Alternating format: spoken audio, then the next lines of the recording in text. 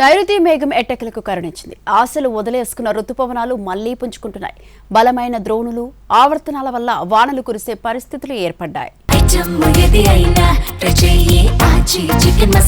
ఆచి చికెన్ మసాలా నైరుతిపై కొత్త ఆశలు చిగురించాయి. వర్షాల కోసం ఎదురు చూస్తున్న వేళ ఇండియన్ మెటీరియలాజికల్ డిపార్ట్మెంట్ ఐఎండీ కీలక ప్రకటన చేసింది. బలహీనంగా మారిన రుతుపవన మేఘాలు పునర్జీవం పొందుతున్నాయి. దక్షిణాది కంటే తూర్పు, మధ్య, ఉత్తర భారతదేశంలో ఈ ప్రభావం ఎక్కువగా కనిపిస్తోంది. వాయువ్య, పశ్చిమ దిశగా వీస్తున్న పొడిగాలుల ప్రభావం తగ్గింది. నెగటివ్ అవుతుందని భయపడ్డ ఇండియన్ ఓషన్ డైపోల్ తటస్థ స్థితిలో కొనసాగుతోంది. ప్రస్తుతం ఉన్న రుతుపవన అంచనాల ప్రకారం బ్రేక్ మాన్సూన్కు అవకాశాలు తక్కువే అంటోంది విశాఖ తుఫాన్ హెచ్చరికల కేంద్రం. ఈ సానుకూలతల వల్ల బలమైన ద్రోణులు, తుఫాన్ ఆవర్తనాల ప్రభావంతో తెలుగు రాష్ట్రాల్లో మోస్తరు నుంచి కొన్ని చోట్ల భారీ వర్షాలు కురిసే అవకాశం ఉంది.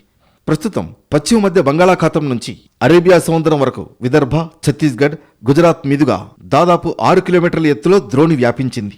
అటు పశ్చిమ మధ్య బంగాళాఖాతం నుంచి ఉత్తరాంధ్ర మీదుగా 6 నుంచి 7.5 కిలోమీటర్ల ఎత్తులో ద్రోణి కొనసాగుతోంది. మారిన వాతావరణ పరిస్థితులు వర్షాలు కురిపించేందుకు సహకరిస్తున్నాయని చెబుతోంది ఐఎండీ. తీరం వెంబడి బలంగా వీస్తున్న గాలులతో పాటు వర్షాలు పడడం వల్ల ఉష్ణోగ్రతలు తగ్గుముఖం పట్టాయి. జంగమహేశ్వరపురంలో అత్యధికంగా 38 డిగ్రీల ఉష్ణోగ్రత నమోదైంది. రాయలసీమలో ఎక్కువ చోట్ల 2-3 సెంటీమీటర్ల వర్షపాతం నమోదైంది.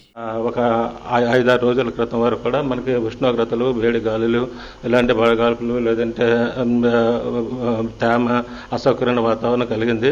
బట్ ఈ రోజు నుంచి మాత్రం కొద్దిగా వర్షాలు పడే అవకాశాలు ఎక్కువగా కనిపిస్తుంది. ఋతుపవనాల ప్రభావం వల్ల మళ్ళీ రీయాక్టివేట్ అయ్యి కొద్దిగా ఇటుపై నుంచి వర్షాలు పడే అవకాశాలు ఎక్కువ కనిపిస్తున్నాయి. వాస్తవానికి ఈ ఏడాది వర్షాలు తక్కువగా పడతాయని ఐఎండీ ముందుగానే అంచనా వేసింది.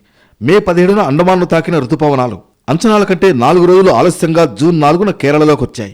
జూలై 9 నాటికి రుతుపవనాలు దేశమంతటా విస్తరించాయి. కానీ తెలుగు రాష్ట్రాల్లో చినుకు జాడే లేకుండా పోయింది. ఖరీఫ్ సీజన్లో కీలకమైన జూలైలో వర్షాలు లేక తీవ్రంగా ఇబ్బంది పడుతున్నారు రైతులు. మారిన వాతావరణ పరిస్థితుల వల్ల 1-2 రోజులు కురిసే వర్షాలు వ్యవసాయానికి ఎంతవరకు ఉపయోగపడతాయనే విషయంలో సందేహాలు వ్యక్తమవుతున్నాయి.